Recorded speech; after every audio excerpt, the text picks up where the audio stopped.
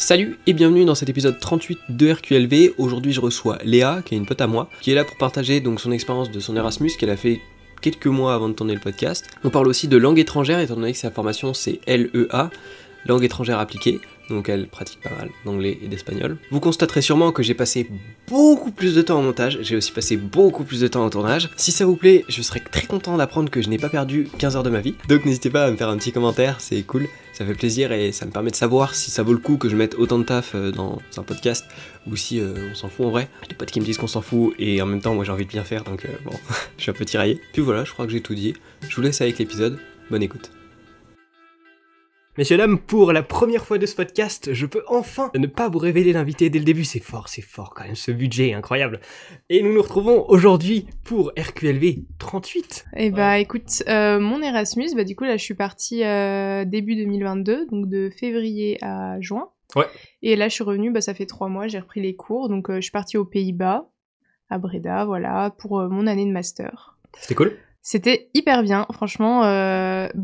Au début, forcément, j'avais jamais eu d'expérience internationale ou quoi, donc toujours l'appréhension. Mais au fond, je voulais vraiment vivre un truc comme ça, surtout aux Pays-Bas, pour, on va dire, vraiment genre avoir un peu cette ouverture, parce que tout le monde dit que les Erasmus, c'est quelque chose d'exceptionnel, de vivre, on va dire, dans sa vie et tout. Donc voilà, je me suis lancée, j'ai fait les papiers. C'était mobilité tardive, donc vraiment, j'avais 2 semaines pour faire mon dossier. Ok. J'y suis allée vraiment comme ça. Et c'était même pas mon premier vœu en plus. Moi, je voulais partir en Angleterre de base. Et Voilà. qu'est-ce qui fait que t'as pas eu ton premier vœu? T'avais pas les résultats? Alors, il y avait une autre filière d'hôtellerie qui était obligée, elle, de partir en Erasmus, parce que moi, c'était optionnel, et la personne a demandé l'Angleterre à ma place. Donc moi, je n'ai pas eu mon option, ce qui fait que, au fait, les Pays-Bas, moi, c'était que ma 4e option. Mais du coup, en fait, trop contente d'avoir eu ce choix, parce que c'est vraiment le meilleur endroit, je pense, où j'aurais pu partir. Donc voilà. Je suis arrivée là-bas et tout. J'avais tout préparé, toujours très organisé comme d'habitude. Et moi là-bas, je me suis retrouvée en 3e année de licence, alors que ici j'étais en première année de master. Donc voilà, j'ai pas trop senti le décalage. Et par contre, le truc trop bien, c'est qu'il y avait vraiment des étudiants Erasmus de toute l'Europe. Dans ma classe, il y avait plus d'Erasmus que de Néerlandais. Donc c'était trop cool. Et voilà.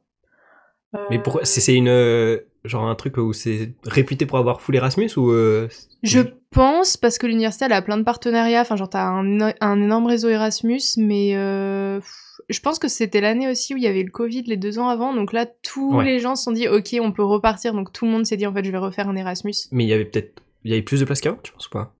Je pense pas, parce que Ok. justement, il y a certaines Françaises que j'ai rencontrées là-bas qui m'ont dit que la fac mettait des quotas, en fait. Ils peuvent pas faire partir tout le monde tellement ils avaient eu de demandes, mais du coup, nous, dans notre fac, en fait, il y a quasiment personne qui avait demandé, donc du coup, ils ont laissé partir tout le monde.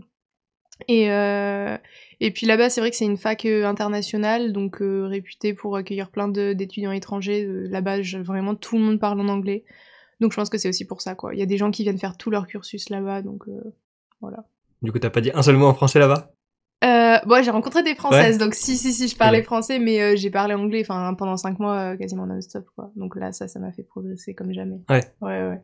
Et t'as senti genre même une progression au-delà du vocabulaire, j'imagine, sur l'accent aussi ou pas? Le fait d'être immergé tout le temps Ouais, je pense. Pourtant, j'étais pas dans un pays anglophone, mais déjà, les Néerlandais, ils parlent super bien anglais, même les profs, tout le monde. Et du coup, ouais, là, je me rends compte en classe quand je parle anglais, ça a rien à voir. Avant, je considère que j'avais quand même déjà un bon niveau d'anglais. Mais d'aller là-bas, de vraiment parler à l'oral, qu'on fait pas du tout en classe en France, qu'on soit d'accord, le système scolaire français pour l'anglais et pour les langues est pas du tout bon. Et ouais, là je reviens et quand je parle en classe et tout, je sens vraiment le progrès, c'est énorme. Et tu t'en rends pas compte quoi pendant l'Erasmus, parce qu'au début, tu galères, t'essayes et tout, d'échanger avec des gens qui sont même pas anglophones de base. Et ouais, c'est trop bien. C'est trop satisfaisant quoi, d'avoir progressé à ce point-là sur une langue, c'est trop cool. Et du coup, là-bas, t'étais en internat? Non, j'ai trouvé un logement de mon côté, résidence étudiante, ouais. Galère à trouver des logements là-bas. Ouais. Surtout si tu t'es pris 2 semaines avant, non? Alors, pas 2 semaines avant de partir. Genre, mon dossier, j'ai dû le faire en septembre-octobre. Ok. Je suis partie en février. Ok. Mais j'avais 2 semaines pour faire mon dossier. Après, ils ont fait la commission, ils ont validé. Et après, du coup, le gros stress, c'était trouver le logement. Parce que déjà, il y a beaucoup d'étudiants qui demandent là-bas. Et on sait que dans toutes les villes, en fait, c'est galère quand t'es étudiant de trouver un logement de base, même en France. Et ouais, j'ai bien ramé au début. Et après, j'ai de la chance, je suis tombée sur une fille qui partait en stage, qui a étudié à la même fac. Et du coup, on a fait un peu un échange. Elle m'a laissé son appart pendant qu'elle partait. Donc gros coup de chance parce que j'avais mon studio pour moi, alors que quasiment tout le monde était en coloc dans des plus petits trucs. Ouais, pour ça, je me suis aussi mis bien. L'appart, quasiment 30 mètres carrés et tout. C'était le QG, vraiment. Ah ouais, clairement, ouais. Ouais, c'était vraiment bien. Et t'as dit que du coup, t'étais passé de M1 à L3 ? Ouais. C'est l'équivalence des programmes Erasmus, ils proposaient pas de trucs de master, donc je me suis retrouvée dans un programme de L3. Vu que en vrai, des fois, le système scolaire est un peu différent avec le lycée et tout selon les pays, apparemment c'était une équivalence. Donc c'était cool. En vrai, tant mieux parce qu'un Erasmus, c'est intéressant d'apprendre, mais t'es pas que là pour étudier, quoi. T'es là pour découvrir le pays, rencontrer les gens. Donc moi, du coup, c'était cool. J'ai vu plein de trucs que je connaissais déjà, mais en anglais, et ça m'a quand même fait avancer, quoi. Ok. Cool. Mais du coup, ça t'a quand même validé l'année de M1 en fait. Ouais, et après ils ont fait la transcription des notes et tout, et j'ai reçu il y a pas longtemps du tout mes notes d'ailleurs, vraiment gros bordel administratif pour traduire les notes, genre la fac qui m'envoie oui, on a toujours pas les infos, on peut pas vous débloquer la bourse, sauf que ils ont mis 40 ans à me donner les notes, mais j'ai eu mon semestre. Donc voilà. Parce que Erasmus, je crois, je dis peut-être une connerie, hein, j'en ai pas fait ou quoi, mais c'est pas un système de... Genre, les études, elles sont globalement communes en Europe, et il y a un système de points à stack qui se transfère d'un pays à l'autre. Je dis peut-être n'importe quoi. Hein. Alors, c'est un peu l'idée, dans toute l'Europe, en gros, les facs, on a des crédits, des ECTS, on appelle, par semestre à 30 ECTS, et du coup, les programmes sont très diversifiés, mais ils respectent tous le même critère des 30 ECTS, du coup, ce qui fait que c'est plus facile pour traduire, quoi, quand tu reviens d'Erasmus. Donc voilà, c'est un système de crédit, en fait. Ok. Quel est le premier truc que t'as fait, genre, en arrivant en Erasmus ? Enfin, en arrivant aux Pays-Bas, tu vois. En arrivant aux Pays-Bas... À part, tu vois, défaire tes valises. Alors du coup, moi, j'ai rencontré la fille qui m'a laissé l'appart, parce qu'elle partait le lendemain, elle prenait l'avion, elle était en stage à l'île de Saint-Martin, donc vraiment très très loin. Et du coup, on s'est vus, et on est allé se balader dans Breda, voilà, premier truc, donc elle m'a mis trop à l'aise et tout, enfin trop sympa, quoi, elle m'a fait visiter la ville, elle m'a même fait rencontrer une de ses amies qui restait à la fac, comme ça, genre j'avais un contact et tout. Trop cool. Donc ouais, elle m'a super bien accueillie, on s'est baladé, je m'en souviens, il pleuvait, il faisait froid, parce que c'était février, mais il faisait tellement froid à Chambéry qu'en fait, quand je suis arrivée aux Pays-Bas, j'étais genre juste en petite veste, vraiment le choc, je m'attendais à ce qu'il fasse pas beau, froid, et au final, pendant tout mon Erasmus, même les Néerlandais l'ont dit, on a eu un super temps. J'ai quasiment jamais eu de pluie, il y a neigé une fois, vraiment ça, je m'attendais pas. Et sinon, ouais, beau temps et tout, ça caillait les 2 premiers mois, mais bon, je pense que c'est pire ici en Savoie. Donc ouais, j'étais bien préparée. Ok. Voilà. Et puis après, je me suis installée dans l'appart. Elle, je l'ai posée à la gare. Elle est partie pour son stage.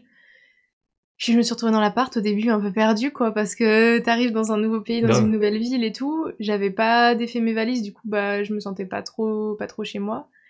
Et du coup, j'étais en mode, bon, je suis là pendant 5 mois. Donc, souvent, au début, j'ai un petit peu un moment de panique, quoi. J'étais, qu'est-ce que je fous là et pourquoi j'ai fait ça? Je pense qu'on a tous un peu ça quand on arrive en Erasmus dans un truc inconnu. Et je me suis dit, de toute façon, j'ai pas le choix.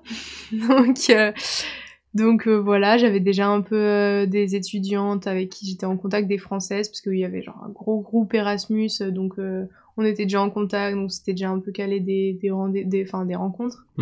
Donc ça va, je me sentais pas seule, mais ouais, au début c'est toujours un peu dur, quoi, quand t'as pas de repères comme ça. Et t'as trouvé des gens genre de la fac ou de pas loin d'ici, ou c'était vraiment des gens un peu de partout dans la France ? Il y avait une fille, ouais, qui était en hôtellerie à la fac de Chambéry. Après, je la connaissais pas, je l'ai rencontrée, on s'est vu 2-3 fois, mais voilà, j'ai pas forcément tissé de lien avec elle. Mais par contre, ouais, j'ai rencontré des Françaises qui viennent d'Angers, donc vraiment opposées de la France. Elles étaient 3 à venir d'Angers, donc trop sympa. Il y avait quand même pas mal de Françaises en Erasmus. Françaises, et je dis pas français parce qu'il y avait quasiment que des filles, vraiment. Okay. Donc oui, c'était cool de retrouver du français, des gens de ton pays, parce que c'est toujours un peu ta zone de confort. Donc c'est vrai, au début, c'est un peu rassurant, t'es là, tu parles français, tu te rassures et tout, parce qu'on était tout un peu perdus. Donc voilà, c'est cool. Puis après, petit à petit, t'oses plus aller vers les Erasmus étrangers, quoi. Et je sais pas si on l'a dit, mais du coup, est-ce qu'on a dit dans quelle filière t'étais ou pas ? Quelle filière ? Non. Ouais, voilà, ça peut être intéressant. Ouais, et du coup, moi je suis en master à l'IAE de Chambéry, donc l'IAE c'est genre une sorte d'école de management dans l'université, en tourisme durable, donc tourisme avec développement durable, responsabilité des entreprises, enfin tout ça, et c'est un nouveau programme. Du coup, moi quand je suis arrivée l'an dernier en M1, c'était la première année qu'ils ouvraient, donc ça va avec les aléas d'ouvrir un nouveau programme, quoi, l'organisation... Les cours, les profs, pas toujours, bon voilà, d'une semaine à l'autre, ça change un peu, des fois tu sais pas trop si t'auras cours ou pas, mais je regrette pas d'être allée là-dedans, ouais. Franchement, j'y suis un peu allée comme ça parce que j'avais fait mon stage de L3 dans un site touristique. Du coup, je me suis dit, on va aller en tourisme. Et puis, je suis partie là-dedans et au final, non, je regrette pas. C'est cool. Et t'as un métier que tu vises en particulier ou... Alors pour l'instant, je suis plutôt dans l'exploration parce que en tourisme, t'as tellement de trucs différents dans le privé, dans le public, dans les offices de tourisme, les entreprises, les agences de voyage, et il existe vraiment, enfin, j'exagère pas quand je dis des centaines de métiers. Donc ouais, mon but pour l'instant, c'est juste de voyager, de faire mon stage dans un truc qui me plaît, mais ouais, j'ai pas d'idée. Et puis de toute façon, je sais que je vais être amenée à changer, quoi. Je vais pas rester sur un métier toute ma vie. Donc non, là, je suis vraiment en mode exploration et un peu connaître différents trucs. Ok. Et le fait de bouger aux Pays-Bas, ça t'a confirmé dans ton idée de faire dans le tourisme ou pas? Ouais, je dirais peut-être déjà sûr, hein. Ça m'a plus confirmé dans le fait de bouger à l'étranger que d'étudier dans le tourisme parce que j'étais déjà bien lancée dedans. Et là-bas, on va dire, ça m'a pas apporté plus de choses au niveau pro. Mais par contre, niveau culturel, ouverture d'esprit, tout ça, je sais que là, pour mon stage, si je peux, je repartirai à l'étranger. Et ça te donne une assurance de... avant, j'oserais peut-être pas, j'aurais pas osé repartir 6 mois à l'étranger. Et là, d'être allé en Erasmus, après, tu te dis, tu peux un peu tout faire. Hein. Tu peux un peu aller aux quatre coins du monde et tu t'en sors, quoi. Ça te donne une expérience de vie incroyable. Ouais. C'est un truc que t'appréhendais de partir un peu solo comme ça à l'étranger? Seul, pas tant que ça, parce que de base, genre, ça me dérange pas du tout de passer du temps seul et tout. Je suis super, je suis très autonome, très organisée. Donc ça, c'est pas ce qui me dérangeait le plus. Je pense que ma plus grande peur, c'était d'arriver là-bas et de pas nouer de lien, en fait, et de me retrouver isolée pendant 5 mois, qui est la pire chose. Et du coup, moi qui suis de nature assez introvertie, voilà, j'ose pas trop aller vers les gens. Là, je me suis vraiment transformée, on va dire, les 2 premières semaines de mon Erasmus et j'allais vachement voir les gens, je contactais plein de monde et tout parce que, au fond, ouais, j'avais cette angoisse, je voulais pas me retrouver toute seule. Et ouais, vraiment, je me suis pas reconnue après quand, 1 mois après, je me suis dit, mais Léa, t'as fait des trucs, genre, j'aurais été incapable de faire ça en France. Et c'est ouf, ça repousse tes limites, quoi, dans plein de domaines. Ouais, la folie. Trop bien. Du coup, pour ceux qui pourraient se demander qu'est-ce qui nous mène à un master comme ça, la licence que t'as fait, c'est langue étrangère appliquée. Ouais, langues étrangères appliquées, anglais-espagnol. J'ai jamais vraiment su ce que je voulais faire, hein. Honnêtement. Au lycée, je suis partie en bac ES parce que j'adorais la SES, économie, sociaux et tout. Donc tout ça, je savais que le bac ES c'était la bonne filière, quoi. J'avais voulu faire L un moment, j'avais voulu faire S, j'ai un peu voulu tout faire, mais au final, j'aurais pas du tout kiffé. Donc ouais, je suis partie en ES, j'aimais bien les langues aussi, donc je me suis dit on va partir dans une licence un peu générale. La licence LEA c'est ce qui collait le mieux, donc pareil, je suis partie dans la licence sans trop de conviction, on va dire. En deuxième année, le Covid est arrivé, donc déjà j'avais eu que 1 an et demi de fac, on est passé à distanciel et tout, donc ma licence honnêtement, elle était pas très complexe, on va dire, genre j'ai pas eu de difficultés particulières. Mais c'est vrai que vu que la moitié, en fait, on l'a fait à distance, je l'ai pas vu passer et je me suis retrouvée à bac plus 3 avec l'impression d'être tout juste sortie du lycée. Et là, j'étais en mode, tu fais quoi maintenant? Vraiment, grosse question. Et du coup, j'avais mon stage là dans le site touristique. Je me suis dit, on va aller dans le tourisme. J'avais déjà fait un peu de tourisme en licence. Du coup, j'ai continué là-dedans. Mais pareil, sans trop de conviction, quoi. Je me suis dit, on verra bien ce que ça donne. Et puis voilà. Ok, ouais. Et du coup, j'imagine que t'as des oraux, non? En LEA.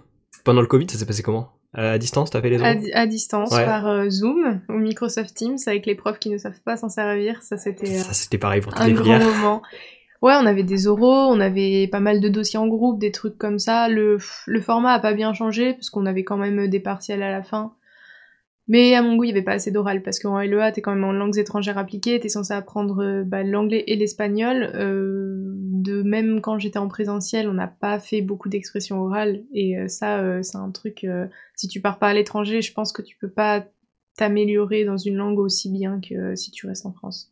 C'est un truc important, et c'est cliché parce que beaucoup de gens, tout le monde, quasiment toutes les personnes qui sont allées en Erasmus ou les gens qui sont allés à l'étranger, ils reviennent, ils disent il faut partir à l'étranger pour apprendre la langue, mais c'est vraiment vrai, même moi qui l'ai vécu, c'est dingue, c'est sûr au début c'est galère quoi, parce que parler une langue, même si tu connais déjà la langue, parler la langue non-stop toute la journée, te concentrer pour écouter, tout ce genre de trucs.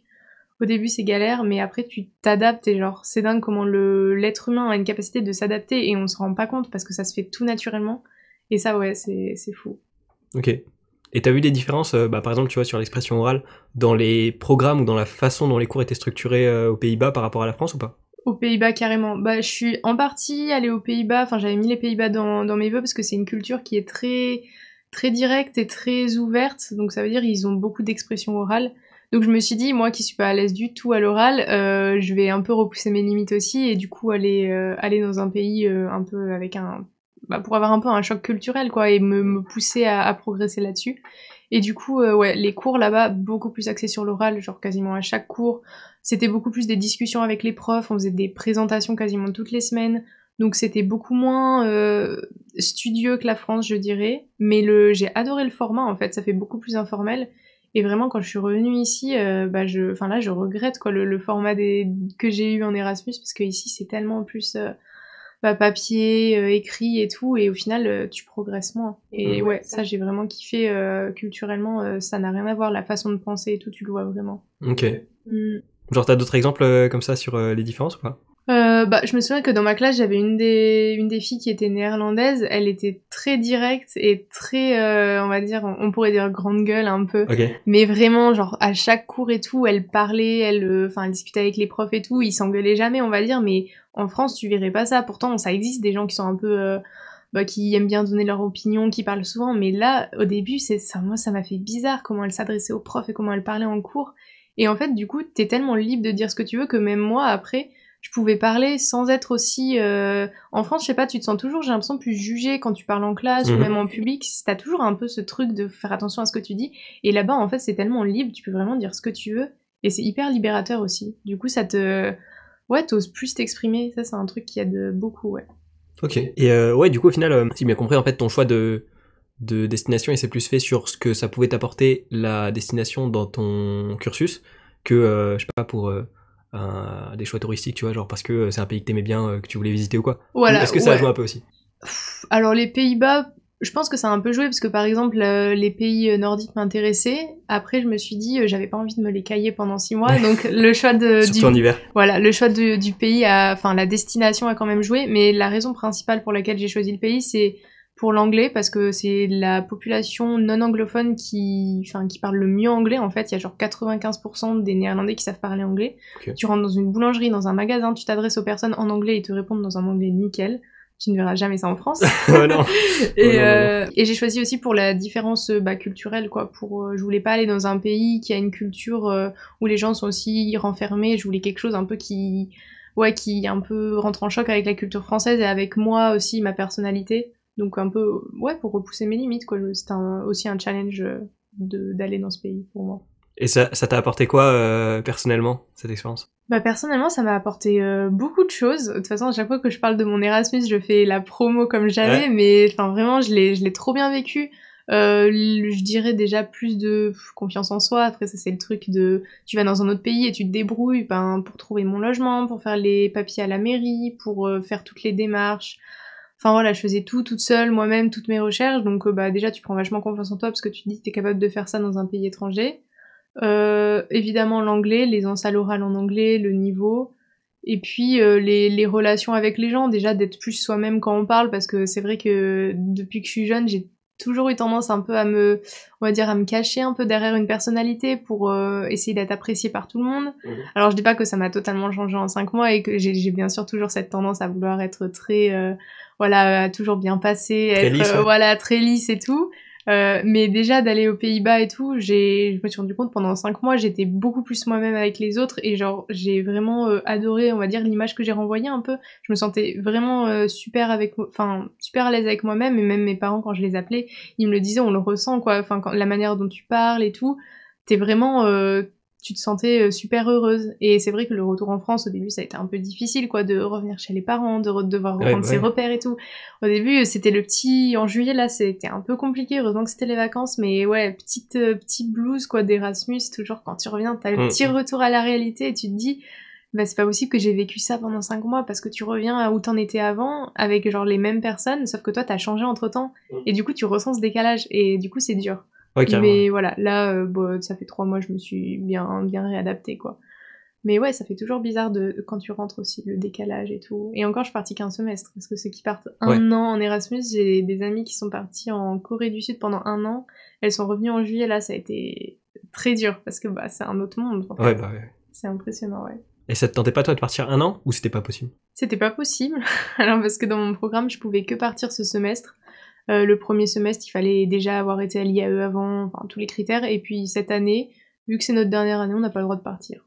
Donc, voilà. Ah. Mais en vrai, je sais pas si je serais partie 1 an au début. Parce que c'était vraiment ma première expérience à l'étranger. Et 1 an, je pense que ça aurait fait pas mal. Donc, un semestre pour commencer, je pense que c'est bien.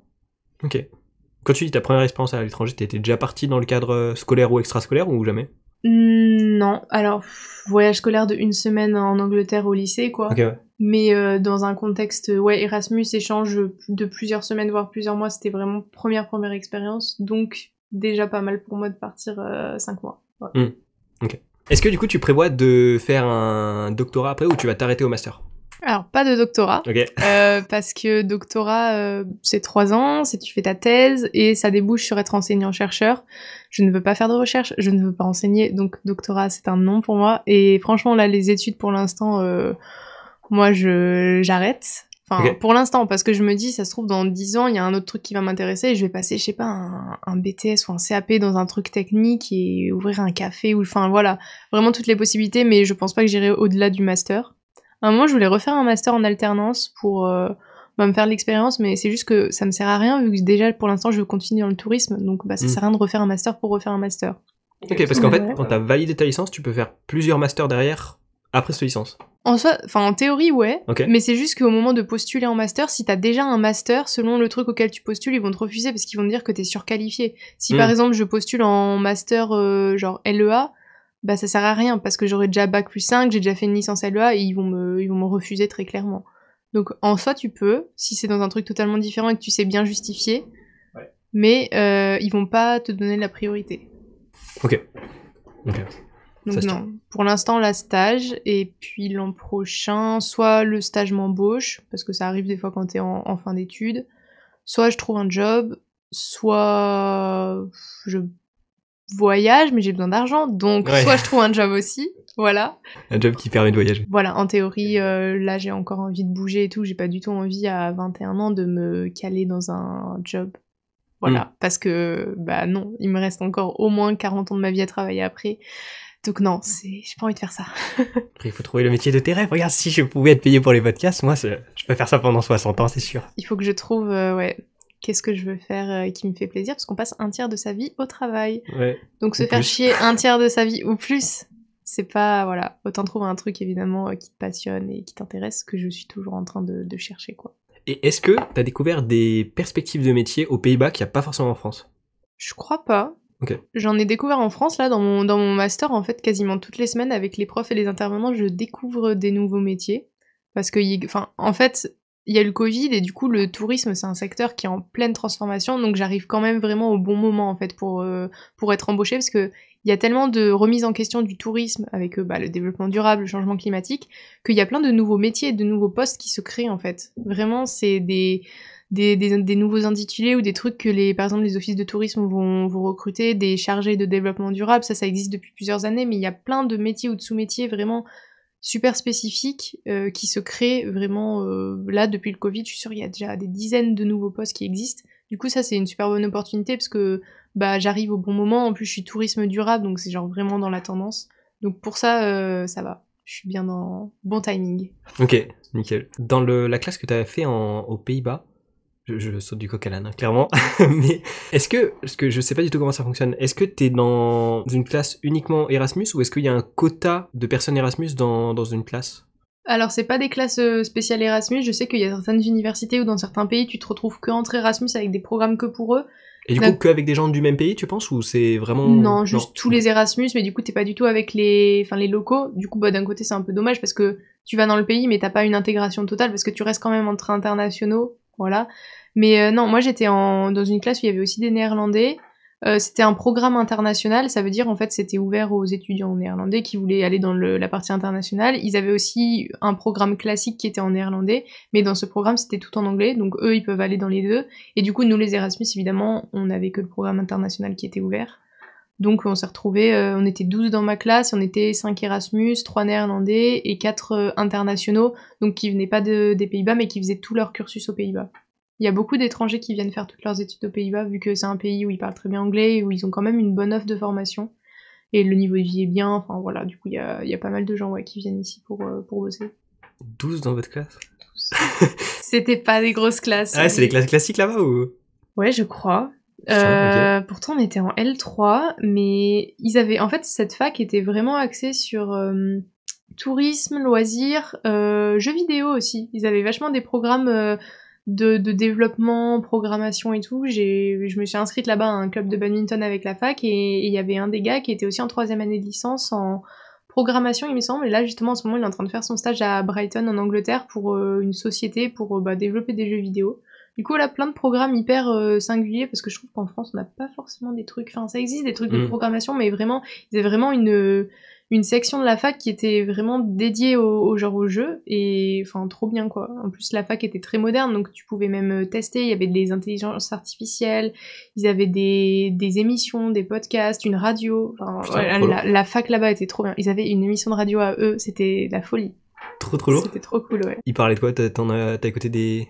Et ben, alors la fac avait même son magazine qui s'appelait Blend, et c'était tout fait par des étudiants bénévoles, même la radio, et du coup ils diffusaient de la musique. Après des fois ils recevaient des profs ou des spécialistes, et ils discutaient de plein de sujets de société en fait. Et pareil, la revue Blend, le magazine, elle sortait peut-être pas tous les mois, mais moi pendant que j'étais là-bas j'ai eu 3 éditions différentes, et ils parlaient, c'était thématique, ça peut être la musique des années 70, les icônes, le développement durable, enfin plein de trucs. Ils font des interviews, des quiz, enfin franchement c'était vraiment hyper bien fait. J'ai ramené les magazines avec moi, c'était la folie. Trop bien fait par des étudiants, c'est fou quoi le travail qu'ils faisaient. C'était en anglais ça ou En anglais, okay. Ouais, tout en anglais. Et non mais même la qualité et tout, enfin t'as l'impression que c'est un vrai magazine quoi. Et du coup c'est trop bien parce que pareil t'avais des spécialisations dans le design graphique, enfin plein de trucs comme ça. Ouais, très créatif la fac, beaucoup plus qu'en France, vraiment respect sur l'aspect créatif. Bah oui, grave. En vrai, une fois que t'as tellement de... Genre, les profs, c'est toujours trop intéressant, tu vois. Ils ont trop de connaissances sur leur domaine, et putain, le fait de faire une radio là-dessus, c'est cool. Faut que je me convertisse au pays, voilà. Non, ils avaient même une sorte de salle dans un grand hall, une salle fermée, où dedans tu pouvais aller jouer de la musique. Il y avait une batterie, un mini studio d'enregistrement en fait, et c'était ouvert à tous, et tu pouvais aller jouer, t'entraîner avec ton groupe ou quoi. Oh là là là là. C'était mais franchement la modernité, enfin il y avait ils avaient des intelligences artificielles, ils avaient aussi des émissions avec tout l'équipement genre caméra, fond vert, machin et tout. Ils faisaient souvent des inaugurations de jeux vidéo qui avaient été réalisés par les étudiants. Enfin une fac très active et tout. Quand je compare à ma fac de Chambéry, ça n'a rien à voir. Après ma fac, à Chambéry, la fac commence à vieillir un petit peu, les bâtiments et tout, c'est plus trop au top, l'isolation est terrible, il fait très froid en hiver. Là-bas, c'est vraiment deux mondes différents. Mais voilà. Après, en France, je suis sûre qu'il y a des facs beaucoup plus modernes aussi. Ouais, ça dépend de où tu tombes, en fait. Ouais, c'était relatif à la fac. C'est pas forcément toutes les facs des Pays-Bas qui sont... Non. Je pense c'est un petit pays, donc ils ont peut-être plus les moyens à l'échelle nationale d'investir, parce que du coup, ils ont moins de facs qu'en France. Mais là, moi, elle avait été rénovée en 2020. Et c'était une sorte de vieux monastère, mais à l'intérieur, ultra moderne, un peu ambiance mezzanine. T'avais des salles où tu pouvais lire, des télés, des trucs de récupération. Donc pour ça, je pense que les Pays-Bas sont quand même un peu plus dans la modernité. On va dire, les facs, elles étaient vraiment, tu vois, rattachées au monde professionnel et à l'aspect un peu plus spontané, créatif. Qu'en France, ça reste vraiment la fac comme tu connais dans les années 80, avec les amphis, la BU et puis les trucs comme ça. Je pense que c'est à l'échelle aussi du pays que c'est différent. C'est pas que... Ok. À part la fac, qu'est-ce que t'as visité? Du coup, j'ai visité pas mal de villes, quasiment toutes les villes majeures. Bon, Amsterdam, Rotterdam, La Haye, Utrecht, Den Bosch, Dordrecht. Voilà, un peu les villes principales. Amsterdam n'est pas la plus belle ville des Pays-Bas, contrairement à ce que beaucoup de personnes disent. Moi, mes deux villes préférées, ça a été La Haye, qui est au bord de la mer, avec la grande roue et tout. Enfin, c'est vraiment super beau. Et puis Utrecht, qui fait un peu penser à Amsterdam, mais... C'est juste que la capitale, en fait, elle est tellement énorme et il y a tellement de monde, il y a pas de place, en fait, avec les canaux et tout. Ils ont des gros problèmes vu qu'ils sont au niveau de la mer. Du coup, il y a des gros problèmes avec les canaux, les inondations et tout. Et la ville est tellement surpeuplée que du coup, elle en devient... Je trouve que c'était pas la plus intéressante, ouais. Vraiment, moi, Utrecht et La Haye, c'était vraiment les villes, je pense, quand tu vas aux Pays-Bas, c'est les deux villes à aller voir, clairement. Donc bon plan tourisme, parce que bon, il faut te mettre dans le milieu là. Exactement, bon plan tourisme, ouais. Il y a quand même du monde, hein. Beaucoup de Français qui viennent visiter. On a croisé beaucoup de Français, même hors saison, enfin genre même pas pendant les vacances, mais tu te balades à La Haye, t'entends au moins 10 personnes différentes dans la journée parler français. Okay. C'est impressionnant. Donc je me dis, il y a peut-être pas mal d'expatriés aussi, parce que c'est pas loin, quoi. Il y a la Belgique, il y a la France à côté. Quel est le conseil que tu donnerais à une personne si elle veut choisir son truc d'Erasmus, enfin sa destination? Alors, pour la destination, déjà faire en fonction de la langue, bah évidemment pour l'espagnol, Espagne ou Amérique du Sud, et anglais, il y a l'Angleterre, l'Irlande et l'Écosse, mais il y a aussi du coup les Pays-Bas, même la Suède, la Finlande, Norvège, enfin, il y a plein de pays. Et aussi faire, je pense, regarder un peu le type de culture, parce que je pense que c'est intéressant d'aller dans un pays qui a une culture ou une façon de penser un peu différente de la tienne, pour bah, aussi repousser tes limites et un peu sortir de ta zone de confort. Donc évidemment, moi, les Pays-Bas, avec beaucoup d'oral, beaucoup de trucs, c'est quelque chose qui collait pas trop à ma personnalité, donc je me suis dit, bah, je vais y aller. Après, on peut aussi aller dans un pays, pardon, on est déjà de base à l'aise à l'oral, on peut très bien aller aux Pays-Bas, mais je pense que c'est vraiment affinité personnelle, puis aussi le pays, hein, évidemment, parce que tu y restes pendant 5 ou 6 mois, donc c'est quand même cool si ça te donne envie, les villes, de visiter et tout, pas que tu te retrouves dans une ville paumée, et voilà, parce que le but c'est de profiter de la vie là-bas, ouais. Voilà, après je pense que c'est très subjectif le choix et c'est dur de choisir une ville à l'avance quand t'as jamais été dans le pays ou jamais été dans la ville et de te dire bah je vais passer là-bas 5 ou 6 mois ou même un an. T'as toujours une part d'incertitude et même deux personnes qui vont au même endroit peuvent vivre leur Erasmus très différemment selon les personnes qu'elles rencontrent et puis les études et tout quoi. Ok. Donc, voilà. Et dans ton Erasmus, en comptant aussi la partie de recherche, qu'est-ce que c'est le truc où t'as le plus galéré, genre la plus grosse difficulté que t'as rencontrée? Le logement. Le logement, ouais. Le logement. Et j'ai eu de la chance parce que je l'ai pas trouvé au bout de très longtemps. Je sais qu'il y en a qui ont galéré jusqu'à quasiment la fin et que la fac a dû les aider pour trouver des logements parce que là-bas les facs n'ont pas de logement comme ici avec le Crous et tout. Là-bas c'est vraiment genre séparé, mais bon la fac elle a quand même des adresses pour les étudiants qui sont un peu désespérés. Mais le logement je trouve que je dirais c'est la partie la plus stressante parce que ok t'as le truc, faut que tu sois sélectionné et tout. Après tu sais que tu pars en Erasmus et la grosse partie de stress c'est vraiment bah trouver un logement. Et à partir du moment où j'ai eu mon logement, vraiment genre j'étais relax et j'attendais juste une chose, c'est d'y aller. Mais avant, c'est tendu, quoi. Tu te dis, si t'as pas d'endroit pour être pendant une demi-année, t'es un peu dans la merde. Donc ouais, logement, s'y prendre tôt, dès qu'on a évidemment les infos. Mais c'est galère, donc tu peux demander aux vieux, aux anciens étudiants, aux trucs comme ça, mais faut avoir de la chance, un peu de la chance et de la persévérance, quoi. Ouais. Ok. T'as parlé du fait du franc-parler, tu vois. Me dis, est-ce qu'il y a eu des différences en particulier que t'as remarquées? Bah, je dirais dans un peu relation élève-prof, déjà, tu sens qu'il y a beaucoup plus de proximité. Après, en anglais... Après, vous étiez 12 aussi. Voilà, on était 12. Mais il y a quand même des différences. Déjà, après, en anglais, t'as pas de différence entre le vouvoiement et le tutoiement, parce que c'est toujours le you. Mais quand tu parles aux profs, par exemple, les profs te parlent de leur vie perso, t'as pas du tout l'impression qu'ils t'apprennent des trucs. C'est vraiment très... très décontracté et t'oses du coup t'as moins cette image du prof un peu inabordable en fait et je pense que c'était ça un peu avec toutes les relations même au niveau des générations il y a beaucoup moins de genre cette espèce de hiérarchie des âges comme en France où bah évidemment les anciens et tout il y a un respect alors je dis pas qu'il faut pas respecter les vieux mais des fois il y a un peu ce truc que à la caisse quand les vieux ils te doublent parce qu'ils sont en mode oui mais à ton âge machin et qui se permettent des choses et là-bas t'as pas ça je trouve c'est ouais les gens là-bas sont tellement plus décontractés genre tu sens pas du tout le rush je sais pas ils sont toujours là ils font leur truc et ils sont pas stressés, je sais pas, t'as pas ce... Et du coup, ils vivent forcément plus décontractés, et je pense qu'il y a une meilleure qualité de vie pour ça. Parce que c'est plus...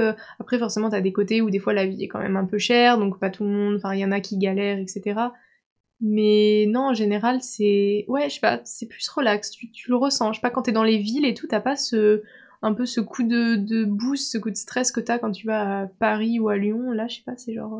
c'est chill, les gens ils font leur truc et puis chacun s'occupe de ses affaires en fait. Tu vas pas, ils aiment pas du tout en fait aller chercher chez les autres comme en France où les gens ils aiment trop quand tu te balades ou quoi regarder dans les maisons des gens, c'est un peu ou parler sur les gens, mais là-bas c'est pas du tout comme ça quoi. Chacun fait son truc et c'est trop bien. Genre, tu demandes rien à personne, tu fais ton truc et ouais, ça c'est cool. Et t'essaies d'importer ça en France dans ton entourage ou pas? Bah, en vrai, ça, je l'étais déjà un peu, enfin, alors, c'est pas que je m'en fous des gens, que je suis totalement égoïste, mais genre, je me dis, chacun fait sa vie et je vais pas aller critiquer les autres et tout. Du coup, j'ai toujours été un peu comme ça, donc c'est pour ça aussi, ça m'a bien plu, cet état d'esprit. Donc forcément, avec ma famille ou quoi, quand ils font des réflexions, moi c'est sûr, maintenant, j'essaye d'un peu leur faire relativiser, mais dans les Français, on a quand même cette tendance vachement à ouais, être très observateur, très critique, et c'est vrai que ce serait cool des fois que ça change un peu, parce que des fois c'est un peu chiant quoi. Ok. Et du coup, la question, est-ce que du coup ça t'a ouvert la perspective de dire que tu souhaites vivre à l'étranger, tu vois? Au-delà de voyager, est-ce que le fait de passer des mois à l'étranger, dans une culture différente, dans, tu vois, un mood peut-être un peu plus paisible dans les relations que les gens ont, est-ce que ça t'a fait te dire que du coup, que ce soit les Pays-Bas ou un autre pays, t'aimerais bien à l'avenir, genre, un life goal, tu vois, de vivre à l'étranger à un moment dans ta vie? Alors je dirais que non. Ok. C'est sûr, ça m'a donné envie de voyager, parce que j'ai toujours eu envie de partir, mais vu que j'étais jamais vraiment partie à l'étranger, des fois tu te dis c'est juste dans ta tête, et puis une fois que t'es à l'étranger, ça se trouve tu vas pas du tout kiffer, donc c'est toujours un peu pas palpable, et tant que tant que t'y es pas vraiment, tu sais pas si c'est vrai ou pas. Donc une fois que j'étais là-bas, enfin c'est sûr que là maintenant, ouais, j'aimerais repartir, mais plus pour des périodes de quelques mois. Ok. Je pense que à long terme, après ça peut toujours changer, parce que si en fonction des rencontres, des boulots qu'on a, on peut totalement changer un peu de goal, mais pour l'instant, ouais, je pense surtout partir, mais pour revenir, quoi. Parce que bon, j'aime quand même bien la France, on va dire. Puis la région où on vit, moi j'adore les montagnes. Les montagnes aux Pays-Bas qui en avaient pas du tout, parce que c'est très plat. Ça, c'était un peu galère, mais bon, ça va. C'est juste un paysage différent. Mais ouais, non, pas m'installer à l'étranger pour l'instant. Juste voyager. Et du coup, est-ce que tu t'es rendu compte là-bas qu'il y a des trucs qui t'ont manqué de la France ou pas? J'ai pas l'impression, parce que j'étais là-bas que pour 5 mois, et dans ma tête, je savais que j'allais revenir. C'est pas comme si j'étais pour une période indéfinie ou pour un an. Et du coup, le fait d'être dans un nouvel endroit, je pense que j'avais tellement hâte, on va dire, de découvrir des nouvelles choses que je pensais pas forcément à ce que j'avais laissé derrière moi. Donc, je dirais pas que les choses m'ont manqué. Je dirais plus quand je suis revenue là et que j'ai revu les montagnes ou quoi, que je me suis rendu compte que, bah, genre, j'étais contente de retrouver ça.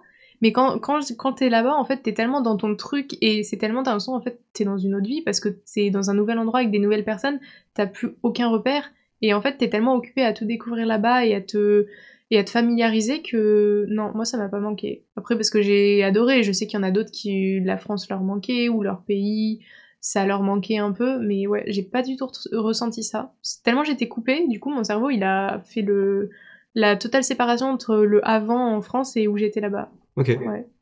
Mais ça dépend aussi des gens, je pense. Ouais, ouais, sûrement. Ouais. Et du coup, dans ta prise de repère là aux Pays-Bas, est-ce que la personne que t'as eu en contact, elle t'a introduit à des nouvelles personnes, ou c'est toi qui as réussi spontanément, je sais pas, à créer des liens, surtout avec le fait que du coup c'était une petite classe, donc j'imagine c'est plus facile aussi. Ouais, bah du coup, il y avait la fille qui m'a laissé son appartement, qui m'avait présenté une de ses amies. Ouais. C'est pas, enfin, on se voyait quelques fois, mais voilà, c'est pas devenu, on va dire, une personne, avec qui j'étais souvent. Bah, la plupart des connexions que je me suis faites, je dirais, c'est par moi-même, ce qui, du coup, m'a beaucoup étonnée, parce que d'habitude, je suis pas du tout la personne qui va vers les gens. Et c'est moi qui ai commencé à parler, bah, notamment aux Françaises. Après, on a créé un petit groupe, et du Et coup... tu les as rencontrés comment, elle d'ailleurs? Et bah, par message. Enfin, en fait, on avait un groupe WhatsApp des Erasmus, et en fait, j'ai posé une question tout con, parce que je savais pas comment changer d'opérateur aux Pays-Bas, et du coup, les Françaises, il y en a deux qui m'ont envoyé un numéro. Et vu qu'elles étaient venues avec des amis, après, on a formé un groupe entre Françaises.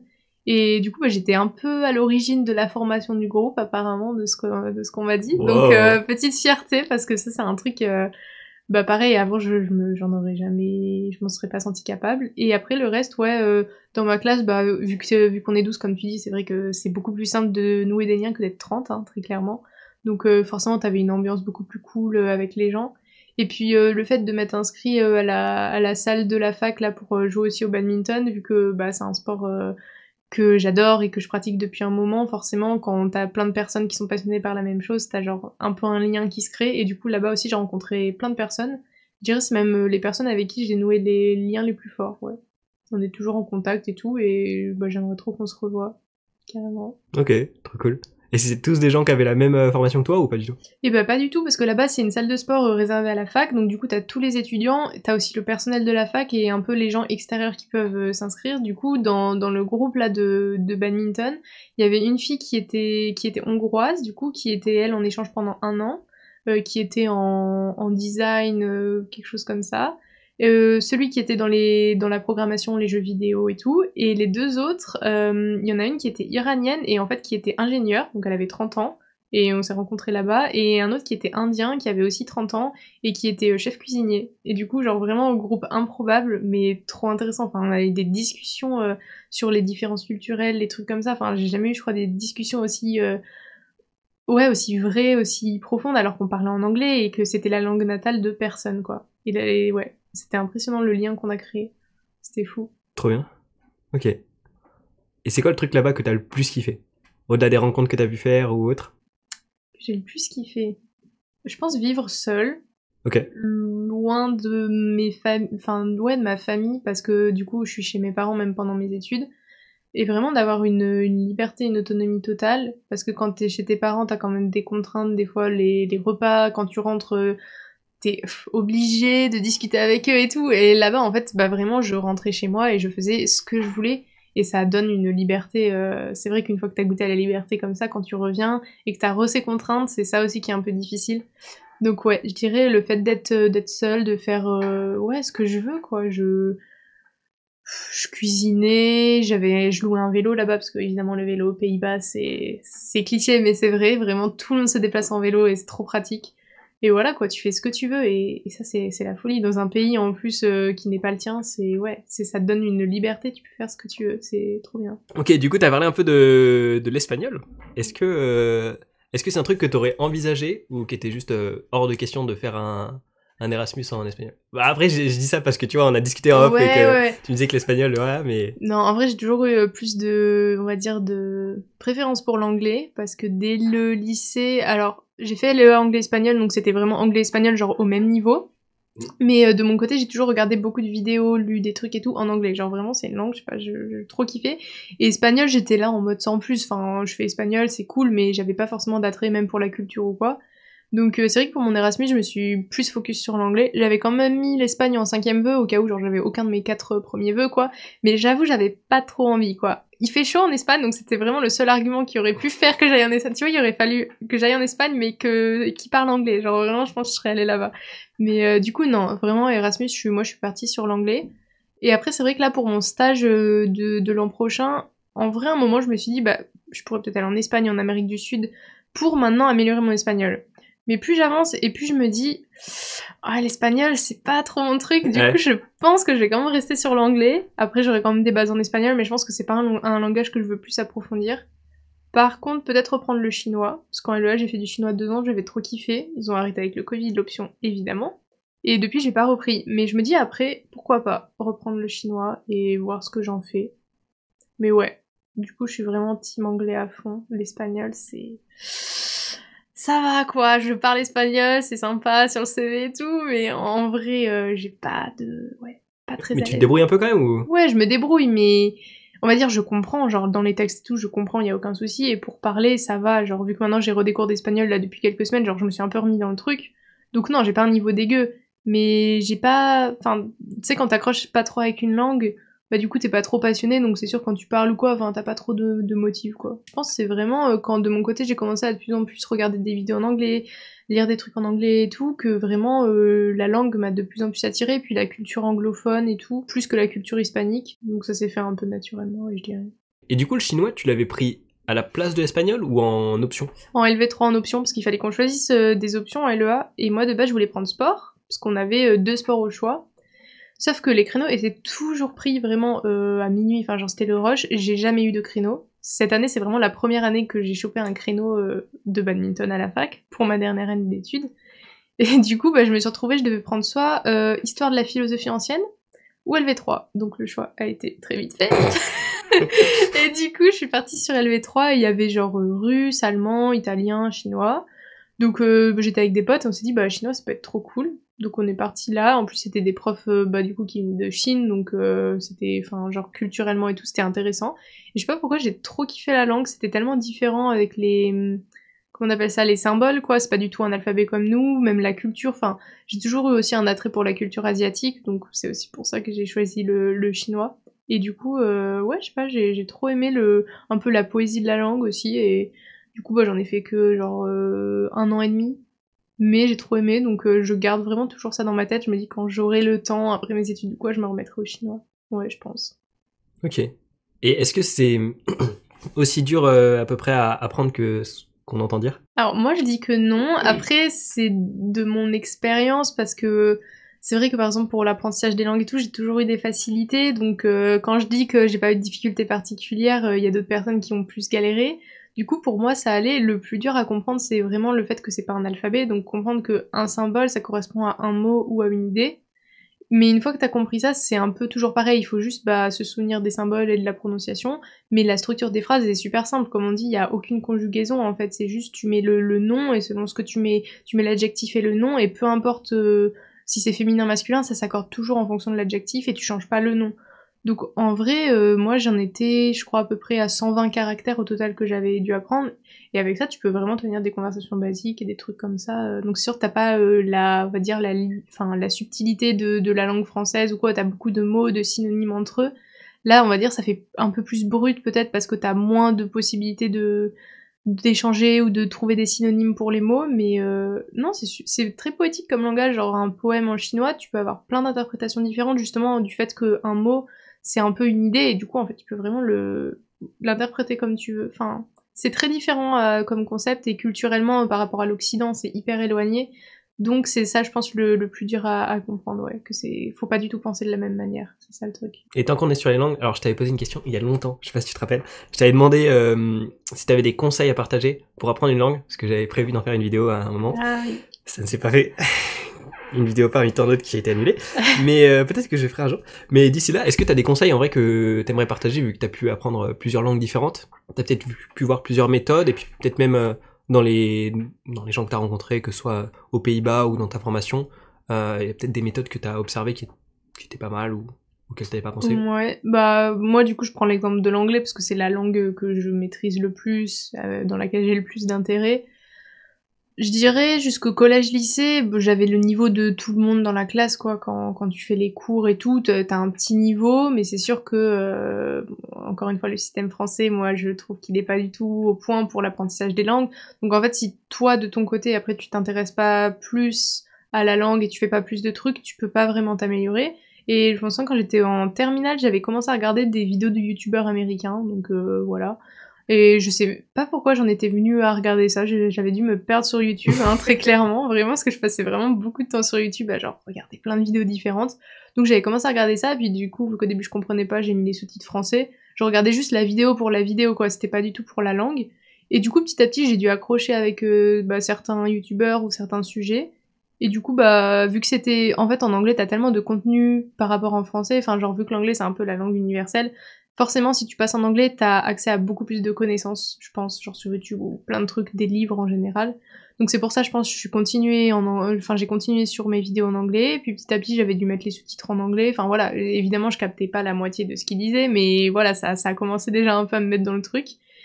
Et puis je pense que c'est vraiment mon intérêt personnel. Petit à petit, genre j'ai vraiment bien aimé la langue et tout. Donc j'ai continué à regarder des vidéos. Après j'écoutais de la musique, mais la musique si tu écoutes pas les paroles, tu peux pas progresser quoi, même si c'est en anglais. Voilà. Et puis petit à petit, à force d'écouter, je pense que ça m'a familiarisé avec la langue, ça a un peu amélioré ma compréhension auditive. Donc voilà. Et après, je suis arrivée en LEA. Donc en LEA, on avait quand même un peu des cours où on parlait, on a fait de la phonétique. C'est un peu chiant la phonétique, mais par contre, ça m'a bien aidé pour la prononciation. C'est genre les trucs là entre les slash et tout, t'as les lettres un peu chelous. Mais du coup, ça t'apprend à bien prononcer. C'est vraiment une étape chiante, mais moi, ça m'a vraiment servi après pour l'anglais d'après. Donc la LEA m'a un peu aidé pour les langues quand même si la LEA, on dit ouais, on fait pas grand chose et tout, on n'a pas beaucoup de cours. En vrai, ça aide quand même un peu, même pour l'espagnol.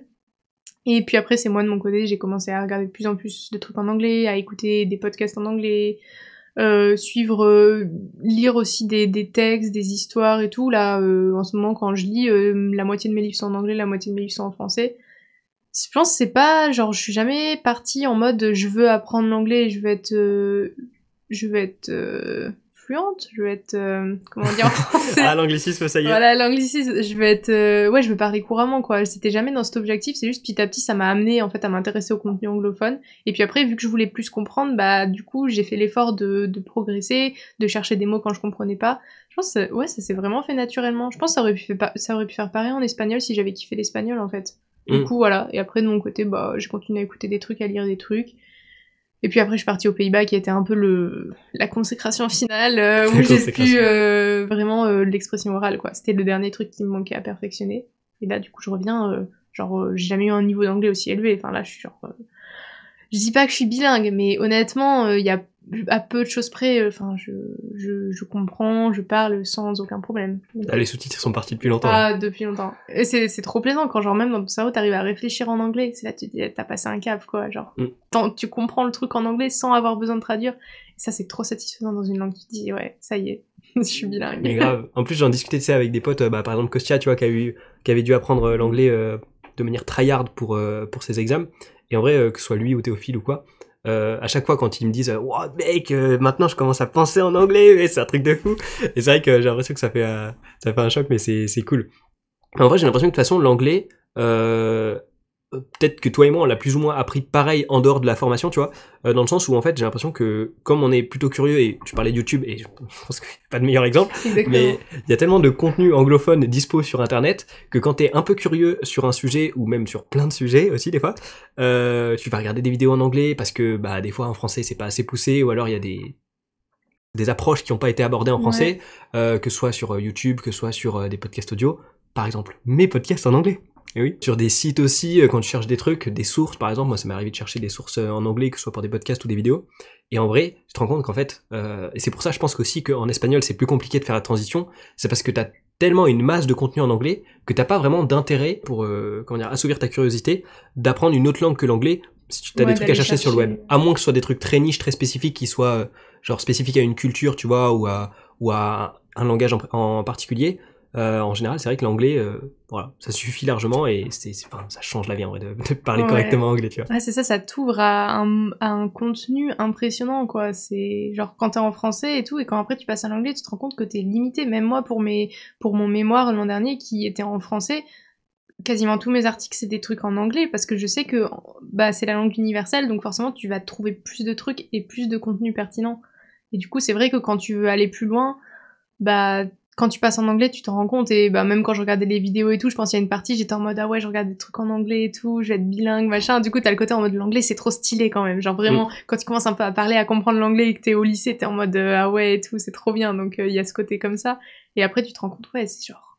Enfin, c'est vraiment ouais la langue universelle. Et c'est vrai que si t'es curieux ou quoi, bah... je pense que t'es un peu amené, en fait, naturellement à te diriger vers les contenus, pas que en français. J'ai l'impression qu'aussi, tu vois, tu parlais de la phonétique juste avant, j'ai l'impression que moi, le côté phonétique de la langue, alors je dis pas du tout que je suis bilingue, hein, tu vois, j'ai certainement plein de défauts qui sont corrigeables, mais en gros, genre j'ai l'impression que le fait d'être exposé à beaucoup de contenu, tu vois, du coup, vidéo, enfin audiovisuel on va dire, parce que bah en texte, du coup, t'as pas la prononciation dans ta tête, à moins que tu lises à voix haute, tu vois, par exemple, mon frère, je lui ai prêté un bouquin en anglais, et il lit à voix haute, tu vois, donc... Okay. C'est ce que j'avais fait, je l'avais fait aussi avec ce bouquin, tu vois, je lui ai dit, celui-là il est pas mal pour faire ça, je connais Astrat. Même ce que je faisais, moi, à l'époque, c'est que je me mettais un crayon entre les dents, tu vois, comme ça te force à articuler, et du coup, j'ai l'impression que j'ai pas mal step up en anglais. C'est une technique que j'ai découvert avec le théâtre, il disait, ouais, mets-toi un crayon ici et récite ton texte, tu vois, ça te force à articuler, tu vois, et donc c'est pas mal.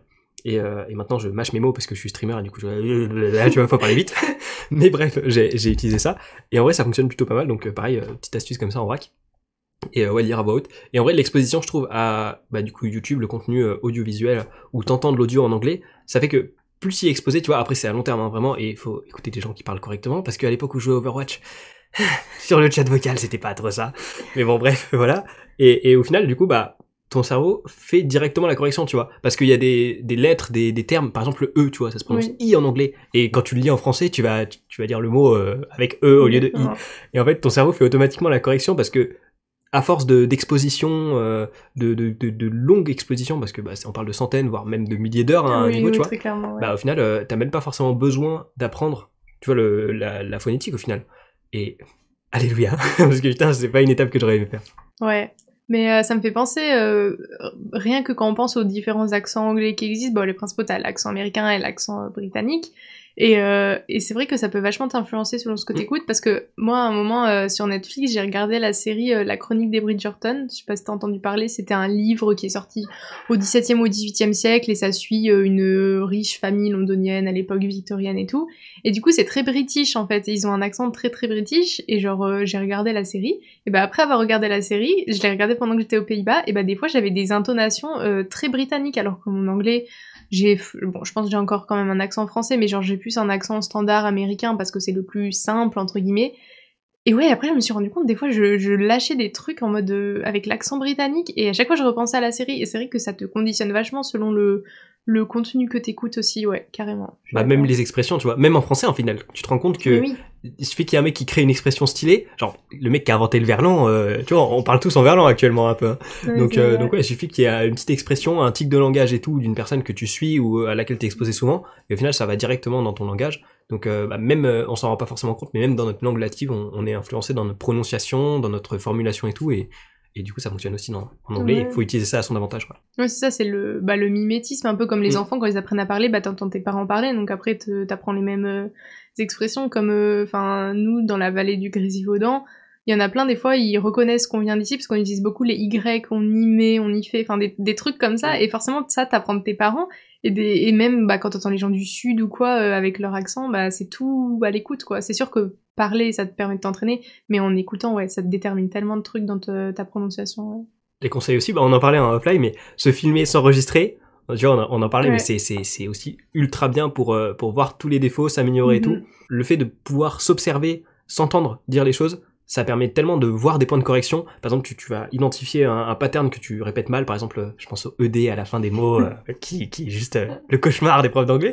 Mais voilà, c'est vraiment pas mal, parce que du coup, la personne qui t'entend, le prof ou quoi, il le remarque, ça le rend fou, mais toi, tu le remarques pas en fait quand tu parles, parce que tu t'en rends pas compte. Même en français, on a plein de tics de langage, plein de petits défauts de prononciation, d'articulation, que tu remarques pas tant que tu te filmes pas, tant que tu t'enregistres pas. YouTube, les podcasts, c'est incroyable pour ça, je m'améliore de jour en jour, mais voilà, c'est un truc que je conseille de fou aussi, voilà.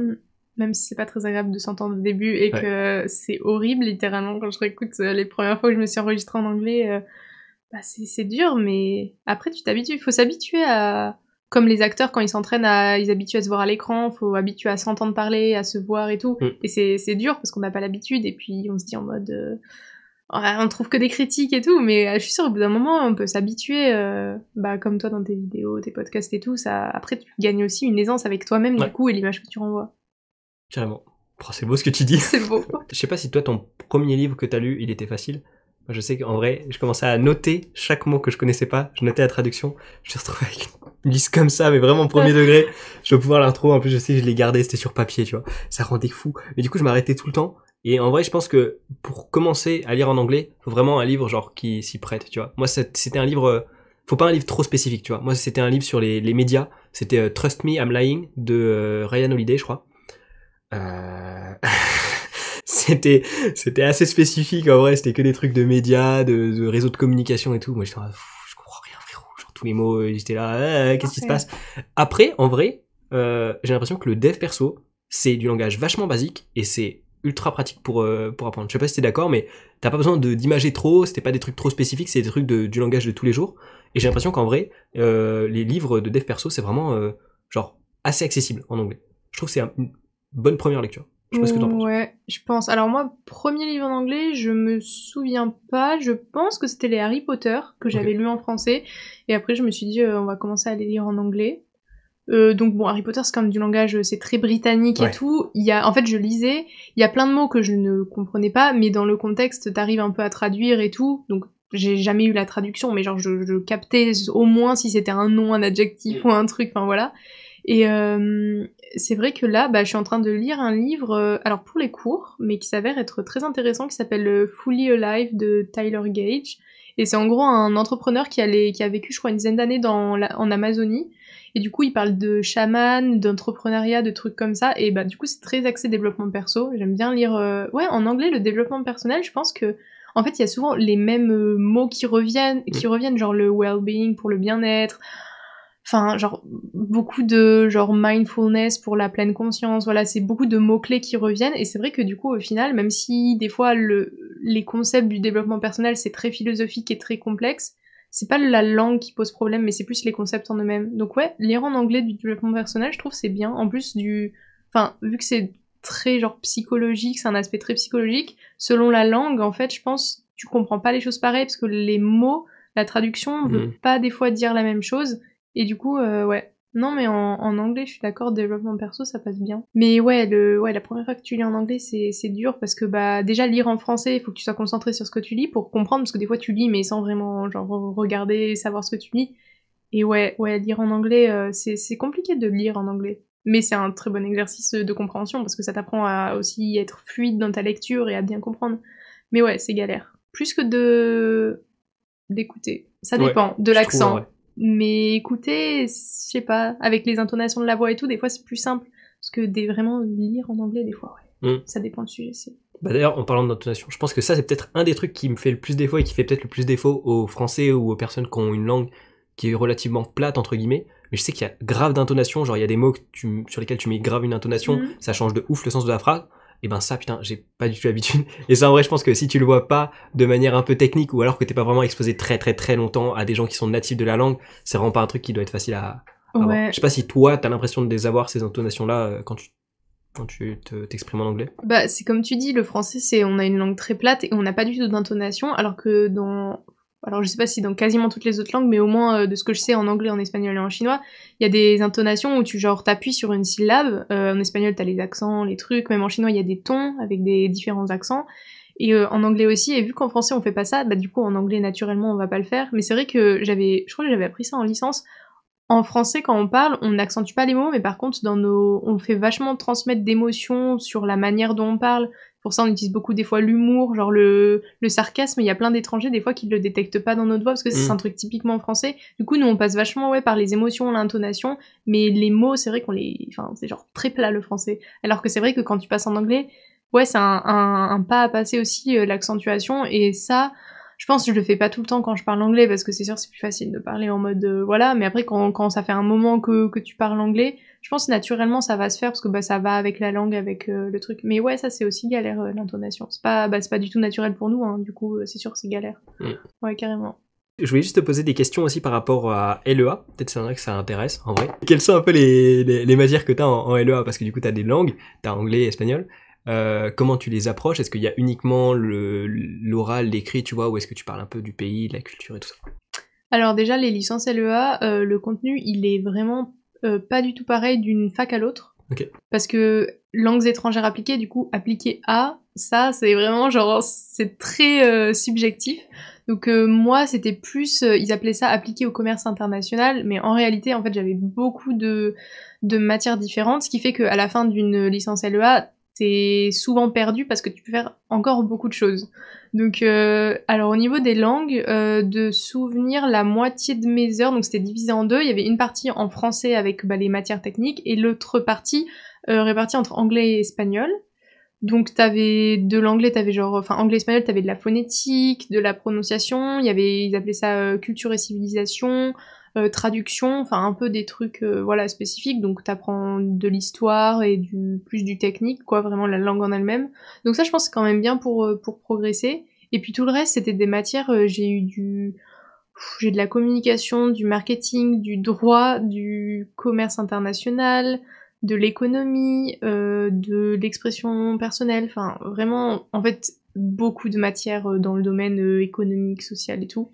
Donc ce qui fait que c'est bien, parce que ça t'ouvre plein de portes après le lycée sur des nouvelles matières que tu connais pas, mais ce qui fait que ça te perd encore plus, parce que t'as tellement de trucs à explorer que tu introduis, genre on a fait un peu de droit, un peu de gestion, après du coup c'est vrai que c'est pour ça que en fait je me voyais pas arrêter à la licence, parce que j'avais pas l'impression d'avoir appris en fait des trucs concrets, j'avais un peu exploré de tout, Et du coup, voilà. Mais ça dépend. Je sais que à Grenoble, je crois que eux, ils sont plus focus sur l'aspect culturel, vraiment, genre histoire, culture. Je dis peut-être une bêtise, mais voilà, il y a certaines licences LEA, je pense, elles sont plus axées sur le business, les entreprises. Enfin voilà. Du coup, c'est une licence LEA. En fait, ça regroupe un ensemble de matières avec appliquées à l'anglais et à l'espagnol. Mais c'est hyper subjectif et d'une fac à l'autre, tu peux avoir un parcours totalement différent, je pense. Vraiment, ouais. Ok. Et du coup, tu parles de droit, de marketing. Est-ce que tu vois ça dans les... Enfin, le droit, tu vois, genre anglais ou autre, ou est-ce que c'est du droit français, mais tu le vois, je sais pas, en anglais ou... Non, on voit en français, du coup, c'est là que c'est un peu contradictoire. Je veux dire par rapport au droit de la France, tu vois. Ou au droit... oui. Ouais, c'était par rapport à la France et à l'Union européenne. De toute façon, c'était tout quasiment concentré Union européenne, un peu, on va dire, en général. Mais du coup, c'est vrai qu'ils disent langues étrangères appliquées, donc c'est vrai qu'on a des cours en anglais et en espagnol sur l'histoire des pays, la civilisation, les trucs comme ça. Mais d'un autre côté, on a certaines matières de droit. Alors, sur faire du droit en anglais dès la L1, c'est un peu hard. Mais ouais, des fois, ça se croise pas trop. Genre, on fait des matières spécifiques, mais en français. Et après, de l'autre côté, on fait de l'anglais et de l'espagnol. Ça se recroise d'une manière ou d'une autre quand même, quoi. Mais c'est... Ouais, en fait, j'ai fait la moitié de ma licence en distanciel avec le Covid, donc du coup, c'est vrai que j'ai pas non plus expérimenté le truc vraiment full présentiel, donc je pense que y a pas mal de trucs que... Ouais, je sais pas. J'ai fait un peu à distance, donc des fois, c'était fait à moitié et tout. Voilà, j'ai pas vraiment fait le programme comme il aurait dû être, on va dire. Mais c'est très varié, c'est tout ce que je peux dire. En 3 ans, t'exportes tellement de trucs, beaucoup ressortent plus perdus qu'autre chose. Après, il y en a, ils ont trouvé leur truc, mais ça te donne beaucoup d'ouverture après le lycée. Donc, si tu sais pas quoi faire et que t'es un peu intéressé par les langues, ou par le marketing, ou par le commerce, par plein de trucs, tu peux aller en LEA et ça, c'est cool. Ok. Et du coup, tu sais qu'on a des potes qui sont en LCER. Ouais, c'est ça. Qu'est-ce qui, toi, t'a orienté... Alors, je connais pas exactement les différences entre les deux, donc tu vas peut-être pouvoir m'aiguiller un peu, mais qu'est-ce qui, toi, t'a orienté vers une LEA plutôt qu'une LLCER? Parce que les deux, t'étudies les langues, si je ne me... Oui. Ouais. Tout va bien jusque-là. La LLCER, du coup, déjà, c'est qu'une langue, donc tu t'es en LLCER anglais ou espagnol. Enfin, et du voilà. coup, t'aurais pas eu espagnol? Oui, donc j'ai failli partir là-dessus. Mais le problème, entre guillemets, c'est les cours qu'il y a autour. C'était beaucoup culture, civilisation, histoire. Donc après, c'est pour faire, par exemple, libraire ou... Enfin, c'est plus, ouais, les métiers de la culture, les lettres, en fait. Donc, par exemple, ceux qui ont fait Bac-L, ils vont vachement en LCER et en LEA, on avait des L, mais on avait beaucoup plus de ES. En LEA, t'as plus le côté, oui, économie, marketing, finance et tout, business. Et LLCER, c'est très littéraire. Et du coup, c'est pour ça qu'en fait, je suis pas allée là-dedans parce que je voulais pas partir en littéraire. Mais c'est vrai que j'aurais kiffé faire une LEA anglais. Ça aurait été parfait. On s'arrête là. Voilà, je vais inventer mon programme. Non, mais ouais, voilà, c'est pour ça, LEA, c'est plus business, économie, et LLCR, c'est vraiment du pur littéraire, quoi. Donc t'étudies plus des livres, des trucs d'histoire ancienne, théorie. Il y a plus de théorie quand même, du coup. Mais c'est intéressant aussi, quoi, surtout quand t'as fait un bac L, c'est vraiment dans la continuité du truc. Voilà. Ok, ça fait sens. Des anecdotes aux Pays-Bas. J'ai loupé un avion quand j'étais aux Pays-Bas. Ok. En fait, j'avais une semaine de vacances et oui, chose folle que j'ai faite, je suis partie à Londres toute seule 5 jours. J'ai réservé mon petit avion, mon petit Airbnb là. Je suis partie à Londres parce que j'ai fait les studios Harry Potter aussi toute seule. Trop cool. Je voulais les visiter. J'ai eu trop de chance parce que je m'y suis pris quelques semaines à l'avant et j'ai chopé un billet alors que c'est des trucs genre t'as un quota par jour. Et j'avais un billet pile poil ce jour et tout. Et du coup je me dis vas-y je vais partir à Londres donc je prends mes avions et tout, et après j'avais 2 jours sur Londres pour visiter, où j'ai passé beaucoup de temps à marcher, j'ai explosé genre mon compteur de pas, j'ai fait 30 000 pas en un jour, et le deuxième j'en ai fait genre 20 000, j'étais morte. Le deuxième jour je massais dès qu'il y avait un banc, tellement j'étais éclatée, vraiment j'ai passé mes journées à marcher, mais j'ai fait tout le tour de Londres quoi, vraiment. Et du coup c'était trop cool, c'était déjà la première fois que je partais dans un pays étranger seul, enfin vraiment. Mais en plus Amsterdam-Londres c'est vraiment pas loin, du coup en avion ça se fait bien. Donc voilà. Et du coup, j'étais tellement claquée que mon avion de retour était à 6h30 du matin.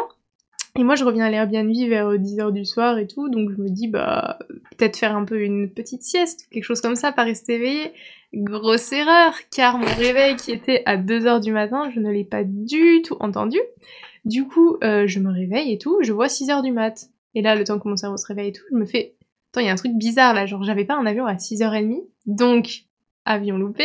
Et en fait, j'étais dans un appart dans Londres et c'était un gars qui louait une chambre. Il était trop sympa d'ailleurs, il parlait français et anglais, enfin genre on avait des discussions trop passionnantes. Et il y avait sa fille aussi qui était, qui avait déjà bien 25 ans quoi, qui était dans la chambre juste à côté de moi. Du coup, moi à 6h du matin, je sors de la chambre, je me lève pour quand même préparer mes affaires et tout, après avoir trouvé un autre vol. Je sors et tout, et puis elle sort de la chambre avec le téléphone et tout, et elle dit ah mais je croyais que c'était un voleur ou quoi, parce que je pensais que t'étais partie, je suis en train d'appeler la police. Donc du coup, elle me voit, elle raccroche, sauf qu'après la police la rappelle et tout, et au final elle a dû dire non mais c'est bon, c'est une amie, tout va bien, elle a dû justifier le truc et tout, elle a dit oui je croyais que c'était un voleur ou un squatter machin, et du coup le policier il était un peu en mode la prochaine fois nous appelez pas pour ça, ou alors faites gaffe. Mais vraiment elle s'est pris un énorme coup de fipe et tout, et moi je me sentais comme une débile comme ça. Donc voilà, petite anecdote, mais j'ai retrouvé un vol dans la journée et tout, je sais pas, j'étais trop cheat, de toute façon j'avais pas le choix et je devais rentrer, donc j'ai repris un petit vol et tout, et je suis repartie, mais ouais, première fois, mais c'était cool, c'était drôle comme expérience. Tu te prends bien, c'est l'essentiel. Non mais ouais, c'est cool, mais ce gars est très sympa d'ailleurs, il m'a dit que je pouvais revenir dans son Airbnb quand je voulais, et qu'il me logeait gratuitement. Trop lourd. C'est vraiment, j'ai rencontré le gars trop intéressant quoi, il était acteur, il avait genre la cinquantaine, mais t'as l'impression qu'il avait 30 ans quoi. Et ouais, il était acteur et tout, enfin il avait une vie folle quoi, c'était trop passionnant. Trop bien. Trop bien de rencontrer des gens comme ça, ouais. Faut que j'invite dans le podcast. Exactement, non mais vraiment, il est trop... Non, c'était trop cool. Voilà, du coup, petit voyage en solo comme ça, plein de petites... ouais, ça fait plaisir. Ok. Voilà. On est good? On est bon, ouais. Très bien. Et messieurs, dames, merci d'avoir suivi ce podcast. Un petit mot de la fin? Parlez anglais, apprenez anglais, c'est très bien. Voilà, exactement. En général, je tourne une petite outro après post-podcast, mais bon, comme d'habitude, n'hésitez pas à vous abonner si vous voulez plus de podcasts. On risque d'avoir pas mal de podcasts prochainement sur le voyage, sur ce thème-là. Il devrait y avoir pas mal d'épisodes là-dessus, normalement. Et n'hésitez pas, évidemment, à liker si le podcast vous a plu, à le partager s'il y a des personnes que ça pourrait intéresser. Sur les plateformes d'écoute, c'est pareil, vous pouvez mettre les petits likes, les petits commentaires. Ça régale pour le référencement, ça fait plaisir. On se retrouve donc dans 2 semaines pour un nouvel épisode. Puis voilà.